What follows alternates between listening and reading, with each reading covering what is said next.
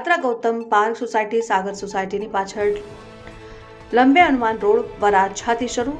બધા પાર્ટીના અધિકારીઓ અને કોર્પોરેટરશ્રીઓ હતા। નેશનલ જોઈન્ટ સેક્રેટરી ગોપાલભાઈ ટાલિયા, પ્રદેશ મહામંત્રી મનોજભાઈ સોરઠિયા, શહેર પ્રમુખ મહેન્દ્રભાઈ નાવડિયા, લોકસભા પ્રમુખ રજનીભાઈ વાઘાણી, કોર્પોરેટરશ્રીઓ બધા જ ઉપસ્થિત રહ્યા હતા। શહેર કારોબારીના તમામ સભ્યોને મોટી સંખ્યામાં કાર્યકરો ઉપસ્થિત રહ્યા હતા અને ખૂબ જ ભવ્યથી ભવ્ય શોભાયાત્રા, ભક્તિમય ગીત સંગીત અને ઉલ્લાસભર્યું વાતાવરણ જોવા મળ્યું।